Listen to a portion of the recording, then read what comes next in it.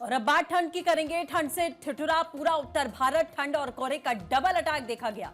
Delhi NCR में कड़ाके की ठंड पड़ रही है। पहाड़ी राज्यों में बर्फबारी जारी है, जिसका असर अब मैदानी इलाकों पे पड़ रहा है। तो दिल्ली एनसीआर में इस समय कड़ाके की ठंड है। कोहरे की मार भी यहां पर लोग झेल रहे हैं और ये ठंड और ज्यादा बढ़ने वाली है, क्योंकि आप दूसरी तस्वीर देख सकते हैं कि पहाड़ी इलाकों में बर्फबारी हो रही है। एक तरफ सैलानियों के चेहरे खिले हुए हैं। पहाड़ों पर जो लोग पहुंचे हैं, इसी मंशा के साथ लोग ठंड के मौसम में पहाड़ों पर जाते हैं कि उन्हें स्नोफॉल देखने को मिले या जमी हुई बर्फ ही देखने को मिल जाए। लोग एंजॉय करते हैं।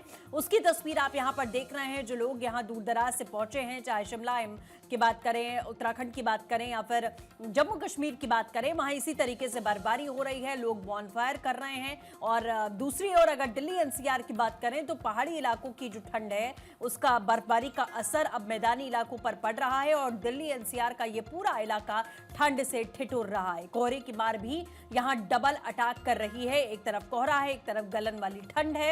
ये ठंड आगे भी बढ़ने वाली है, क्योंकि पहाड़ी इलाकों में बर्फबारी का कहर लगातार जारी भी है। लोगों के लिए एक तरीके से कहा जाए तो उनके चेहरे भी यहां खिले हुए हैं, लेकिन दूसरी ओर ठंड का अटैक है।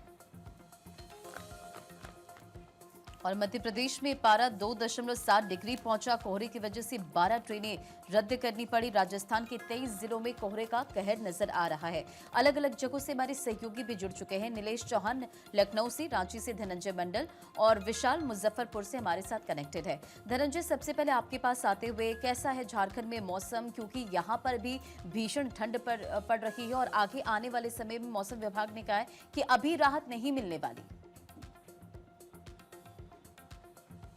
देखिए, रांची की अगर बात की जाए तो कल -0.5 डिग्री टेम्परेचर था। मैक्रोसीगंज जो सबसे ठंडा, शिमला से भी ज़्यादा ठंडा दर्ज कराया गया। जितने भी ओस के बूंदे थे, जो खेत में परत जमी हुई, सारे जम चुके थे। तो जो थर्मामीटर होता है, जो मौसम विभाग ने जांच किया था, 0.5 यानी माइनस में टेम्परेचर चला गया था। रांची के कांके की अगर बात की जाए तो 2.1 डिग्री सेल्सियस था। खुट्टी का 2.1 डिग्री सेल्सियस टेम्परेचर दर्ज करा गया है। सिमडेगा, लातेहार, पलामू, लोहरदगा, खूंटी, हजारीबाग, देवघर जो जिले हैं, वहां पे येलो अलर्ट जारी किया गया था और उसके मद्देनजर घना कोहरा का भी आशंका जताया गया था। वही देखने को भी मिला। जो टेम्परेचर है, 2400 जिले के 10 डिग्री से नीचे टेम्परेचर आ चुका है।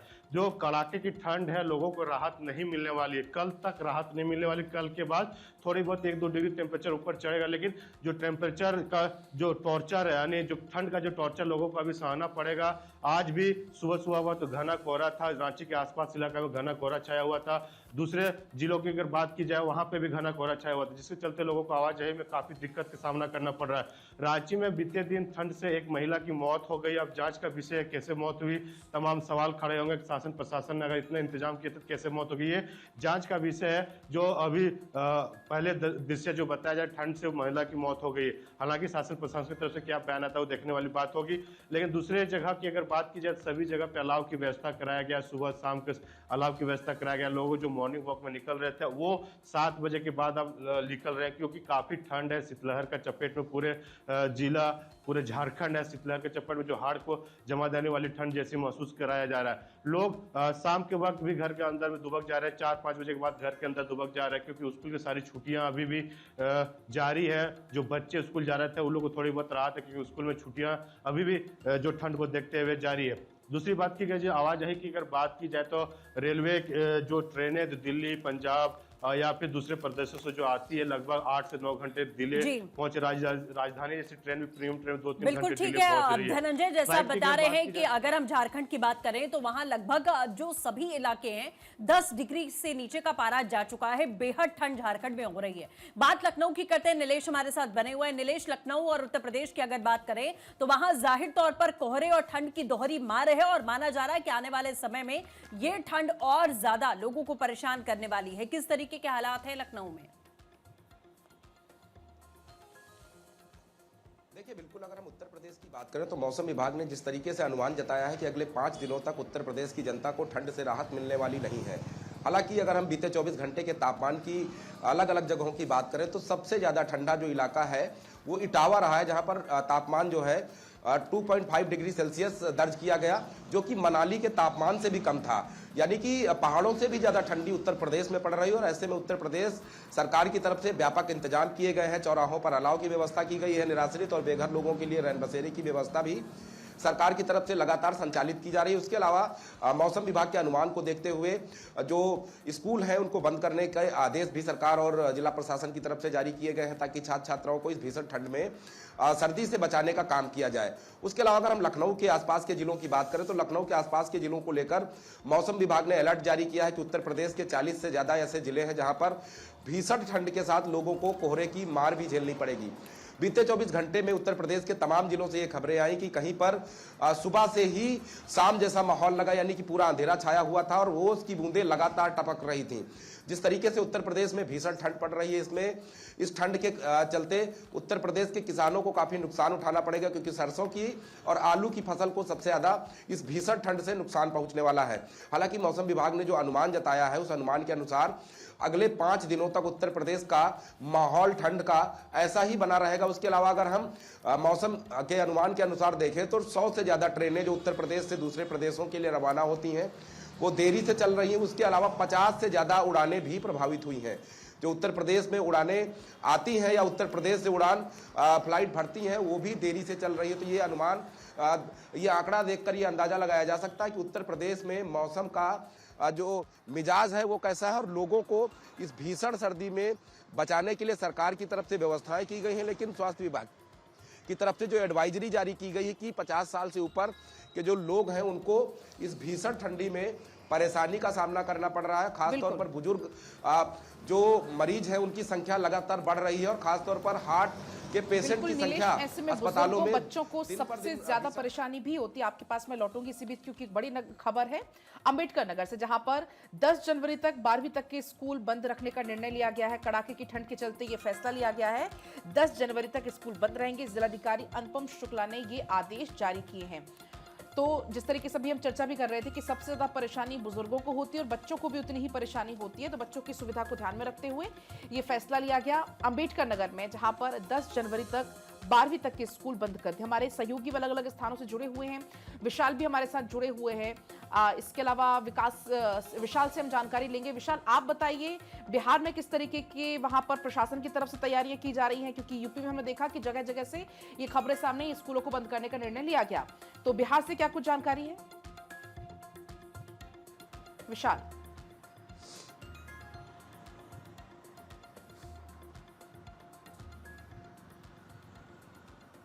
ठीक है, विशाल तक लगता आवाज तक नहीं पहुंच पा रही है। नीलेश के पास एक बार फिर चलेंगे। नीलेश, क्योंकि अभी हमने देखा कि ये फैसला लिया गया अंबेडकर नगर में स्कूलों को देखते हुए। लखनऊ के क्या हालात है स्कूलों की, अगर हम बात करें तो? देखिए, लखनऊ में भी पहले से ही आदेश जिलाधिकारी लखनऊ की तरफ से जारी किए गए थे कि जब तक भीषण ठंड पड़ रही है तब तक बच्चों को बचाने के पूरे इंतजाम किए जाए। स्कूल कॉलेजों को बंद करने के निर्देश जारी किए गए थे। हालांकि ये आदेश 8 तारीख तक है और ऐसा ही अगर मौसम बना रहा तो जाहिर सी बात है कि जिलाधिकारी की तरफ से फिर निर्णय लिया जाएगा कि स्कूल कॉलेजों को बंद करने के निर्देश जारी किए जाए।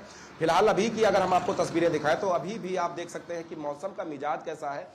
सड़कों पर आपको सन्नाटा दिखाई देगा या फिर सड़क के किनारे जल रहे अलाव का सहारा लेकर लोग बैठे दिखाई देंगे।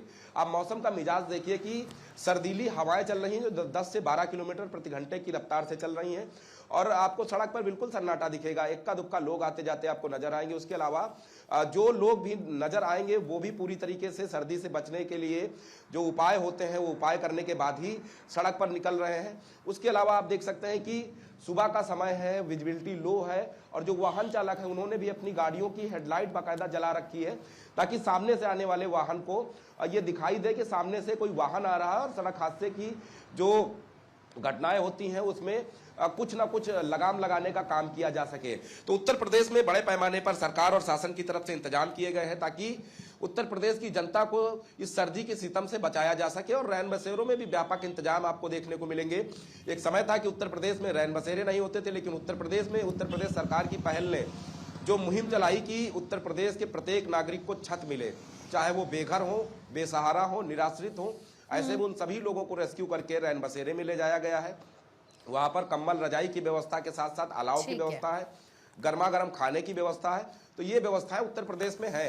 हालांकि ठंड से बचने की जिम्मेदारी सरकार जिस तरीके से काम कर रही है, सरकार के साथ साथ प्रत्येक नागरिक की भी बनती है कि खुद का भी बचाव खुद से करना चाहिए, अपने परिवार का बिल्कुल, बचाव खुद करें अपना और ताकि अपने इस भीषण परिवार ठंड का में आप ध्यान सुरक्षित रखना अपने होगा, घरों में क्योंकि रहें। सर्दी जरूरी ना हो बहुत तो इस ज्यादा ठंड में है बाहर और ना अगर ये ठंड आपको लगी तो आपको बीमार ही कर सकती है।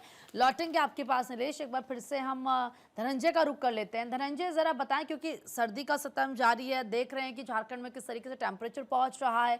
रेल यातायात की अगर बात करें तो कैसे रेल यातायात पर इस सर्दी का असर पड़ रहा है? ट्रेनें लेट चल रही हैं, कैंसिल हो रही हैं, क्या अपडेट?